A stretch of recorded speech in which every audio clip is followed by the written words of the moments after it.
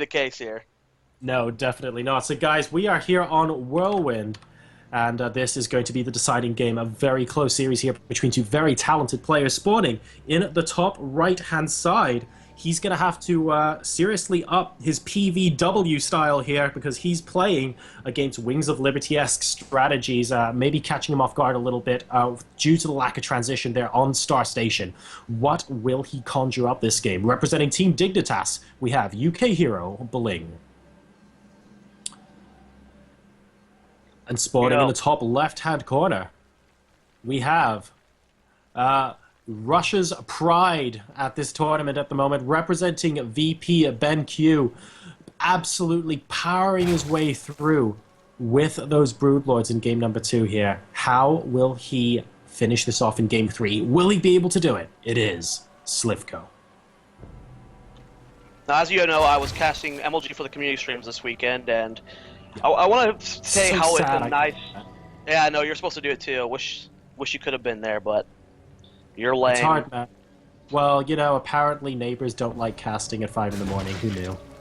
Yeah, that can be a problem, but it's a nice change of pace casting this. You know, as a community cast for MLG, we get a lot of the loser bracket games, but even the sets that we got were a good player against a good player. They were all quick 2-0s, and we've had both 2 sets today being very close 2-1s. And very long. Really exciting a game, you know, for all the casting I've done this weekend, over 20 hours worth. This is a nice change of pace. It's because this is the best, man. Yeah, European. Because you're here with me.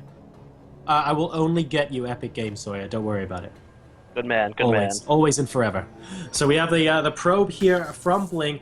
Going to be a little bit annoying to sLivko, but bear in mind, actually, it is moving out of range of that hatchery a couple of times here, and I feel like, yes, indeed, sLivko is going to be able to get the hatch down. So that's not the first time that's happened this time around, but BlinG this time is going to be going straight for that Nexus. So, well, he's really believing in his Forge expands here, Zoya. Yeah, you know, it's still good. The meta, Wings Liberty meta is still popular. I personally prefer the Gateway expands, but whatever you're comfortable with, man, go for it. This is a good style. Stick with it if you're confident with it. We've seen him play very well with the openers game 1 and 2. You know, it's just all really stylistic right now, and BlinG's style is more of a passive early game into aggressive timing attacks. All right. Well, we haven't really seen sLivko sort of abuse the heck out of it yet or anything like that. In fact, he is once again going to be getting down a reasonably early third base here at the 4-minute mark. So, it looks like these players are very happy to be opening up with this sort of style. sLivko, of course, we've seen him so far transition into very Wings of Liberty-esque Broodlord Infestor compositions towards the end of the game, whereas BlinG really embodying a lot more of the Heart of the Swarm units. We can see the Mothership Core being used, the Tempest in the late game composition, but unable to quite make it stick in game 2. So, quick pause here from sLivko. Zoya, I'm going to put you on the spot. You're BlinG. Strictly speaking, towards the end of that last game on Star Station, your composition had all the right ideas behind it to beat Broodlord Infestor. You weren't able to do it. What changes would you make in game number 3? He was very, very passive throughout most of the game. What you want to do when you're making that kind of transition is you get a Warp Prism out, you fly it around, you take your BlinG Stalkers, you move to the left side of the map, you harass the right side of the map with your Warp Prism, you warp Exalts there. You're constantly, slowly just sacrificing the supply, keeping your opponent home in these cost-efficient trades, while you slowly make that transition to the ultimate composition. You get the High Templar out, you get the Tempest out, and you get the Void Rays out. That's what I really would have liked to see BlinG do that last game, and hopefully he'll be able to change it up this game. If sLivko goes Broodlords this game, though, I'm going to be really surprised. This is a very hard map to pull Broodlords off on. Well, I mean, it's definitely possible. I don't want to rule it out given what he's done so far, but I completely understand where you're coming from. There aren't that many places for Broodlords to hide out here. If they get caught out in the middle of the map, that's it. They're gone. So I completely see where you're going. But on the other hand, if you get them out in the numbers that we saw in that previous game, I guess sLivko sort of got them to a point where he said, well, guess what? I'm getting this many out and there's nothing you're going to do about it. Yeah, it just all comes down to how BlinG's going to play this game, really. He seems to be confident with Stargate play. We've seen him go Stargate all 3 games. He probably went Stargate against Stordiv too. I mean, if you're confident with a build, BlinG has never been a player that's...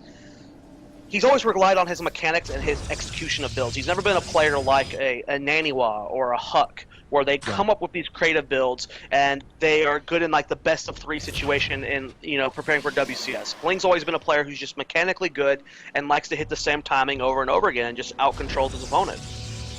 Well, so far, I mean, it hasn't really done him... It's been okay. I mean, he's won all up in this series, and he does really need to focus that extra little bit more to make sure that sLivko doesn't win this game number 3, though. For now, we can see Robotics Facility coming down, of course, post-Stargate. He's getting those Void Rays once again, and we have got the layer coming down now from sLivko. His Roachborn is about to pop as well, so let's see if he tries and go for maybe a little bit of an early game counterattack against a potential third here. He's going to have those 4 Lings that are going to be very important out in the middle of the map now, because they're going to be able to scout potentially the timing of a third base from BlinG. And if sLivko, like in game number 1, is able to deny it very, very early on, I feel that would do him a lot of favors going forward. Now we do see that BlinG is changing up his style decently from game 1 and 2. He's gotten a really quick Robotics Facility and mixing in quick Immortals this game, only committing to the 1 Void Ray. So curious to see what kind of timing BlinG's going to hit. Are we going to see a Sentry Immortal all in? Really good map for that. The chokes into the natural or into the third base are pretty good for force fielding off and catching your opponent off guard. So we'll have to see what BlinG has in mind with this early Immortal. Well, he's not using his Chrono Boost for anything so far. I'm just keeping a big eye on the Chrono Boost and exactly where it's going. It looks like he's going to be Chrono Boosting a +1 ground armor as it currently stands. He's getting a couple more sentries in with this, so it could definitely be a Void Ray Immortal push.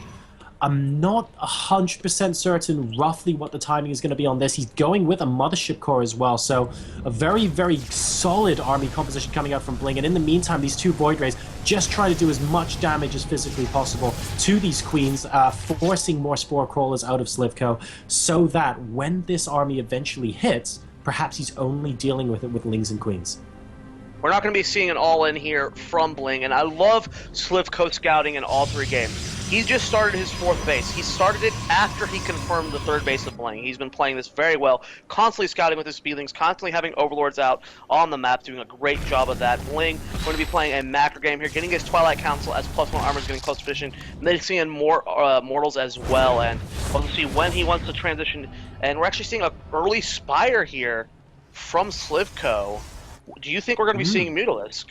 Oh, it's difficult to tell at this stage. I mean, he's also getting the 2 hatcheries up. Could we potentially, because he's got the Infestation Pit out now as well, is he thinking about Hive a little bit later on? We are going to see Mutas. All right. So these 2 Void Rays from BlinG that attacked sLivko early on, they're going back to join the army now, but they were so effective early game, Zoya. We actually saw him pick apart Roaches as they were being rallied out into the middle of the map. They forced Spore Crawlers, they tried to pick apart the Queens as well, and just generally did a fantastic job.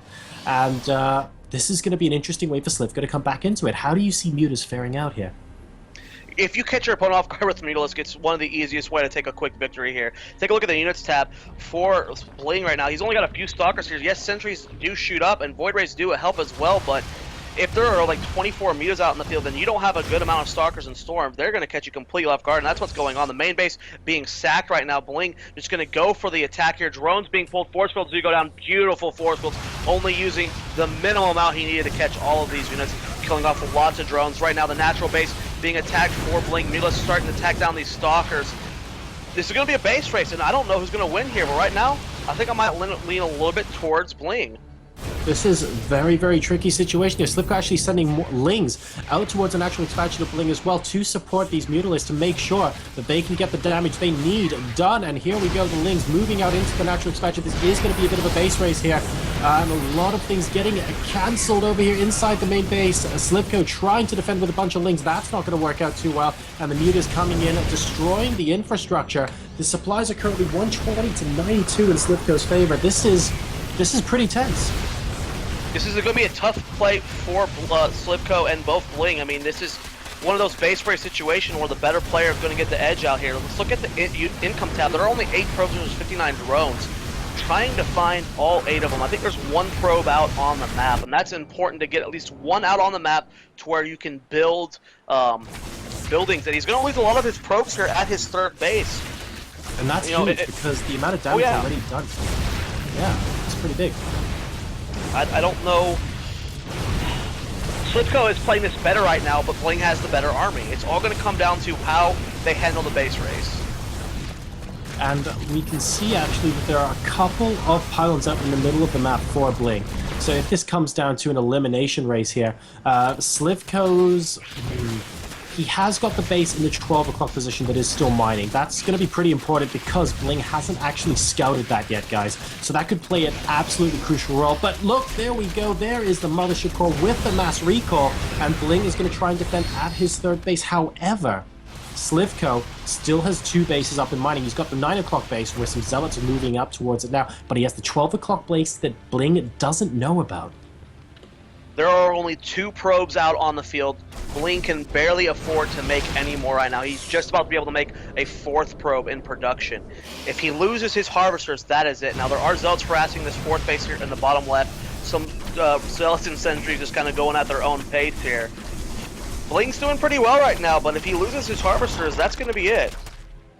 Yeah, you're completely right here. I think it's an interesting decision for him to walk home because on the one hand, he will be able to defend this third base. On the other, he just doesn't have an economy to speak of right now, and he kind of has to win the game with this army. And sLivko, in the meantime, is just continuing to mine from this 12 o'clock base. He has enough minerals to put down another 4 hatcheries if he wants to as well.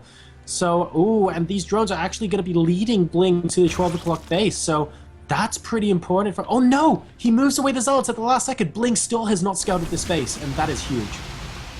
He has to get an idea of what's going on. He still has this observer here. He needs to be a little bit more active with that, but BlinG moving across the map for what could be the final attack. Goes for a blink underneath all of these Mutalisks. Goonstabs are 18 Mutalisks, 32 drones versus quite a decent army of BlinG. He's only got 8 Stalkers, 6 Sentries, and 2 Void Rays, but I feel that BlinG can take this on. I love the fact that sLivko's just kind of floating on the outside of the army, keeping tabs on it, excuse me as I hiccup, and trying to like maybe catch the Mothership Core off guard. Yeah, he's decided that he can't take this army on head-on, but he also recognizes that he's mining and BlinG isn't right now. So, oh, nice recall, and sLivko needs to get out of there, and he does actually successfully get out. So, BlinG managing to snipe off, crucially, that 12 o'clock base. Note that the spawning pool is still there for now, but sLivko is back to mining, okay, there we go, over at the 9 o'clock position. So, he's getting his layer up now as well, trying his best to use his superior economy here to get back into this game. BlinG, in the meantime, like you said, he's got the superior army, but he doesn't have the bank and he doesn't have the workers, and it looks like sLivko's going in here, picks off a Void Ray, and running away with those Mutalisks. I'm not sure that was worth it as a trade. Also on the 13 Mutalisk, I agree with you. I don't know if that was worth the trade. I do like the fact that he's taking a hidden base in the bottom right. That's probably going to go unscouted by BlinG for most of the game. Mutalisk coming in the main base, going to take on that Twilight Council. Is the Mothership Core still alive? Did it fall? Where is it at? It's sitting at the natural, or it's sitting at his base. Okay, so he still has that. Overcharge going to be useful. Oh yeah, for sure. Can pick off quite a few Mutalisks there early on.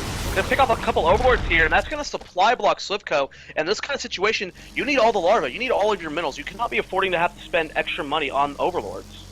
That's right, he might need to make another spawning pool soon because the one in the 12 o'clock position is slowly whittling away because it's no longer on creep.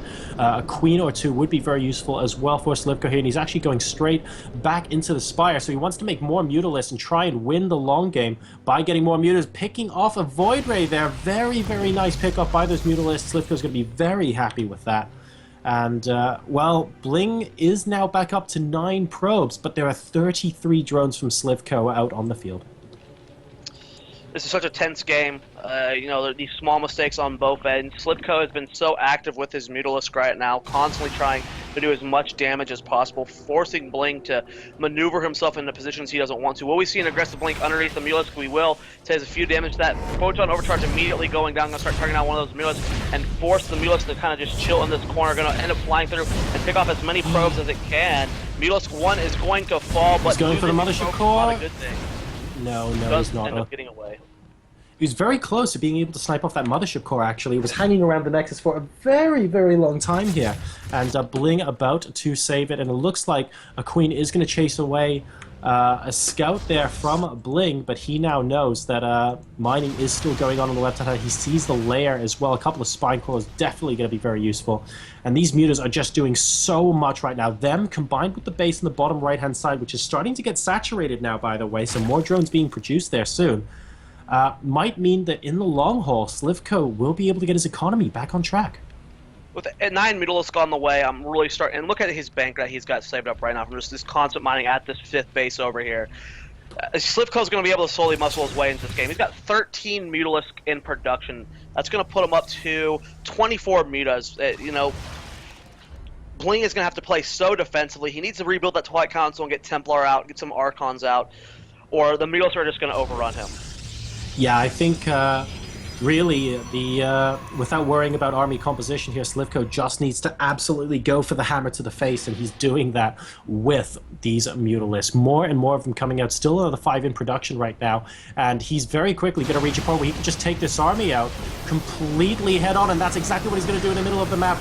More units being hallucinated up, but it's not going to matter. Way too many Mutalisks here, and BlinG supply drops below 40, soon to be dropping below 30 as well. Another Immortal gets taken apart, and sLivko is now 60 supply ahead. And there we go. GG. sLivko's going to take the series 2-1. Really well played from both these guys. Such a close series, but sLivko going to take his spot in the round of 4, making him 1 series away from qualifying, winning the free flight and hotel to IEM China.